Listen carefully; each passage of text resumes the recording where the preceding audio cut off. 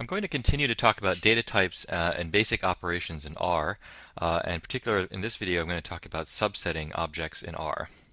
So there are a couple of different operators that you can use to extract subsets of R objects. There's the single square bracket, the double square bracket, which we saw in the previous video, and there's the $sign. So the basic kind of principles to remember here is that the single square bracket always returns an object of the same class as the original.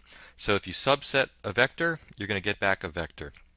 If you subset a list, you're going to get back a list. Anytime you used the single bracket operator to subset an object, you'll get an object of the same class back. Furthermore, the single bracket operator can be used to select more than one element of an object, with one exception that we'll get to later. The double bracket operator is used to extract elements of a list or a data frame. It can only be used to extract a single element of that object, either the list or the data frame, and the class of the returned object will not necessarily be a list or a data frame. So the idea with the double bracket operator is that, because remember that lists can hold things that are of many different classes. They don't all have to be the same. So the first element might be a numeric vector, the second element might be a data frame, the third element might be a complex vector, etc. And so when you use the double bracket operator to extract an element of a list, the object that comes back may not be a list. It may be an object of a totally different class. So that's what the double bracket operator is useful for. The $sign is used to extract elements of a list, again, of a list or a data frame that have a name. So objects can have names, and one of the reasons you use names in an object is so that you can reference elements of that object by the different names. And otherwise, the semantics of the $sign are similar to the double bracket in the sense that when you use the $sign to extract an element of an object, it may or may not be of the same class as the original object.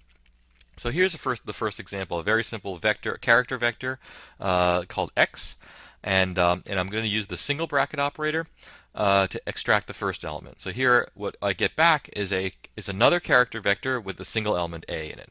If I try to extract the second element of x, what I get returned back to me is a character vector with the element b in it. I can also extract a sequence of elements. So if I want to get the first four elements of x, I can construct the sequence 1 through 4, and then I get a, b, c, c. So in these three examples here, what I've done is I subset the vector x using a numeric index. So the numeric index is 1, 2, or the sequence 1 through 4. Another type of index that you can use is a logical index. So in this next example here, I'm going to subset the vector x, and I only want all the elements that are greater than the letter a. Right? So it might seem strange to you that I'm using the greater than sign with letters instead of numbers, but there is a lexicographical ordering to the letters, and all the letters that are greater than a are letters like b, c, d, e, etc. So what I get returned to me is a character vector that only contains the letters that are greater than a. So here I got b, c, c, and d. The other thing I can do is I can create a logical vector, which I call u, which is just it's a true or false vector which tells me which elements of the vector x are greater than a. So if I print out u here, I can see that the first element is equal to a, so it's not greater than a. And then the next four are greater than a, but then the last element is equal to a, so again that's false. And so I can subset the vector x with this u vector, and then I get out all the elements that are greater than a. So there are two types of indices that I used here. The first type was the numeric index, and the second type was the logical index. Matrices can be subsetted in kind of the way that you would expect. So the first index is going to be the row index, and the second index is going to be the column index. And we can use numbers for this too. So for example, if x is a matrix, it's a 2 by 3 matrix with the numbers 1 through 6 in it. If I take x with the bracket 1, 2, that gives me the first row, second column, and so that's going to be the number 3. And then the second row, first column is going to be the number 2. You don't have to always specify both indices when subsetting a matrix. So for example, if I say x bracket 1, comma, and then blank for the second index, that notation indicates that I want the first row of the matrix, in which case this is a vector 1, 3, 5. If I wanted the second column of the matrix, I could just leave the first index blank and say x bracket and then comma 2. That gives me the second column, which is 3, 4.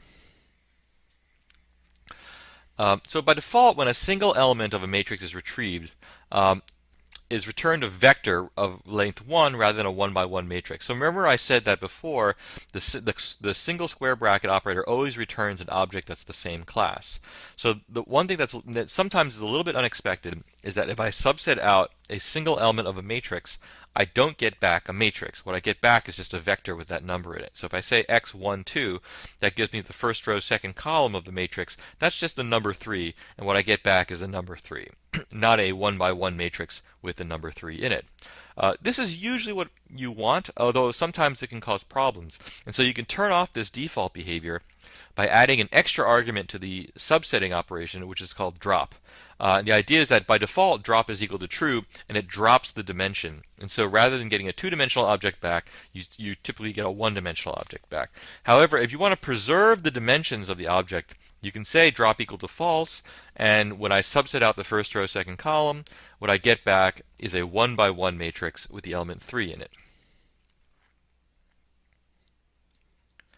Now also, when you subset a single column or a single row, by default you don't get a matrix back. So for example, if I subset out the first row here, you might think that, well, what should be returned is really a 1 by 3 matrix where there's one row and 3 columns and the elements are 1, 3, 5.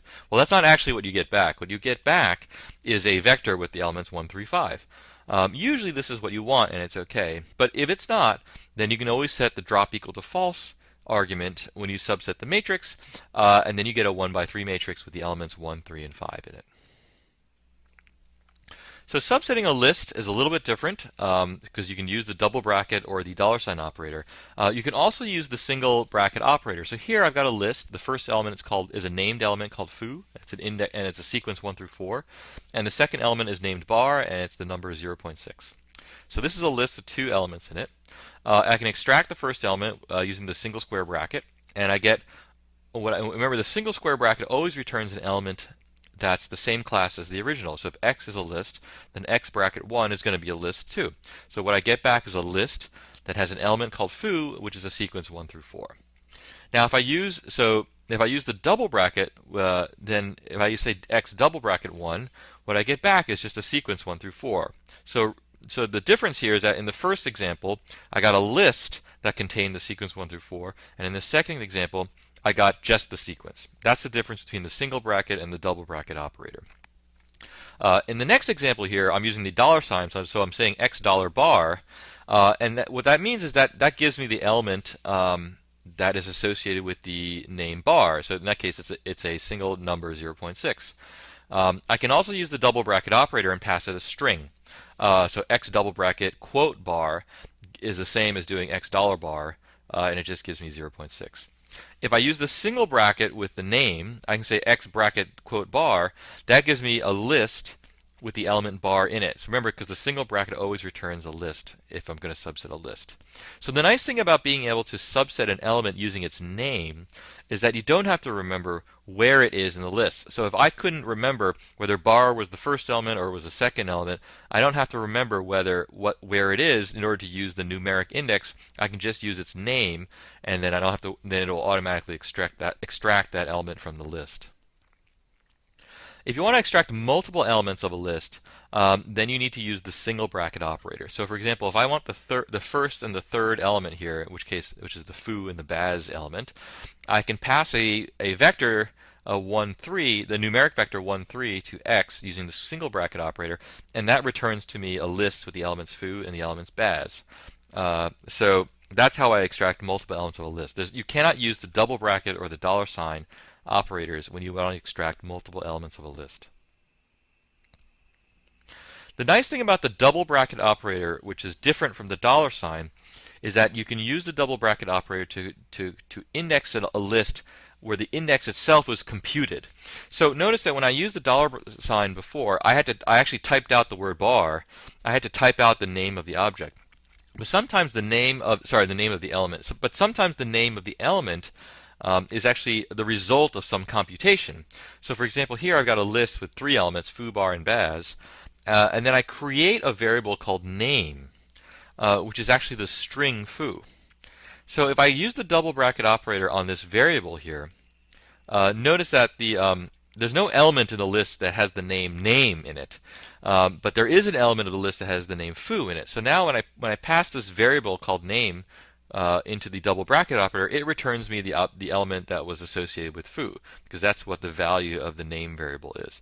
So if I compute the index that I want to use, then I have to use the double bracket operator. If I use the $, then it's going to literally look for an element of the list that has the word name associated with it, and that of course doesn't exist in this list. So to use the $, I need to use a literal symbol. Now the double bracket operator can take an integer sequence rather than a single number, and the way you can think of this is that it kind of recurses into the list. So if you look at this current list I've got here with the first element A, is another list which has elements 10, 12, and 14.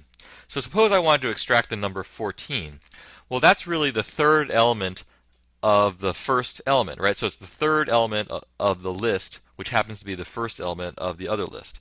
And so I can extract the 1, 3 element from it by passing the vector 1, 3 to it, to the X list using the double bracket operator, and that's equivalent to kind of doing this double subsetting of 1 and 3. I can also extract the first element of the second element by passing the integer vector 2, 1 to get 3.14. So partial matching is a handy tool which can often save you a lot of typing at the command line. It's not particularly useful when you're writing out programs and functions, but it's very useful when you're kind of working at the command line, typing things as fast as you can. So the idea with partial matching is that it works with the double bracket and the $sign operator. So suppose I have a list X which has an element in it called aardvark, which is a sequence 1 through 5, and suppose typing out the word aardvark every single time is a bit of a pain. So I'm just going to type the word A. Well, the way the $sign works by default is that it looks for a name in this list that matches the letter A. In this case, there's only one element, and so you get the word aardvark, and it gives me the object associated with aardvark, which is the sequence 1 through 5. So if I use the double bracket operator, things are a little bit different. So what the double bracket operator expects is that that the name that you pass it is going to be an exact match for one of the names in the list. So by default, the double bracket operator doesn't do partial matching like the $sign does. So now when I pass X double bracket A, what happens is I get null back because there's no element of the list that has the name A. But there's a second argument that you can pass to the double bracket operator, which is the exact argument. And if you specify that exact equals false, and then when I pass it X double bracket A, it gives me the sequence 1 through 5, because that's the one that matches the letter A the closest. The last thing I want to talk about is removing missing values, or NA values, from an object. This is a very common operation in data analysis because most realistic data have lots of missing values. And so the way you can do this for either a vector or a matrix or a data frame is you want to create a logical vector which tells you where the NAs are, and so that you can remove them by subsetting. So here I've got a vector X. This is a very simple example, which has the numbers 1, 2, and 4, and 5, but then there are missing elements NA in the 3rd position and in the 5th position. So what I want to do is I want to get a vector back that's just 1, 2, 4, 5, the non-missing values, and I want to strip out the missing values so I can maybe do some computation. So first thing I do is I use the is.na function to go through the vector and tell me which elements are NA, and I create a new vector which I call bad here. So bad is going to be a logical vector which is true if the element is missing and false if it's not missing. So even though I haven't printed it here, the bad vector is going to be a logical vector that has false, false, true, false, true, false, right? Because the 3rd and the 5th elements are missing.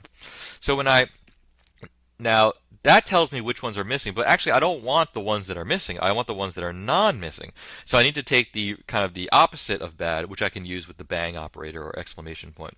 So now I take x single bracket bang bad, and that gives me the good elements, which are 1, 2, 4, and 5. So what if there are multiple vectors or multiple objects, and you want to take, and each one has kind of missing values in slightly different places, and you want to take the subset of all the objects that have no missing values, right? So here I created a vector called x, which is 1, 2, 4, and 5, and missing values scattered about. And then y is a character vector with also some missing values in it. So I can use the complete cases function on both vectors, which will give me a vector that tells me which of the two different vectors, which positions are there that have both elements non-missing. So you can see the first two are both non-missing. I got 1, 2 in the first one, and A, B in the second one.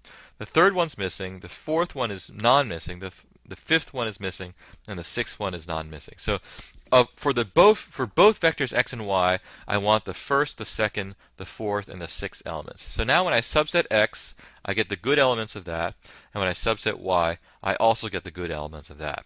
So that's how I can look at multiple objects and kind of subset all the missing values out to get the good elements. You can also remove. You can also use complete cases to remove missing values from data frames. So here I've got a simple data frame where I'm showing the first 6 rows. As you can see, there are 6 columns to this data frame, so there's 6 variables, and there's some missing values in the ozone variable, and there's some missing values in the solar.r variable. And so all I want is the rows of the data frame where all the values are non-missing, right? So in this simple example, the rows that I want are rows 1 through 4. So I can use complete cases on the air quality data frame, and I create a logical vector that I call good here. So the logical vector here tells me which rows are complete. And then when I subset out the air quality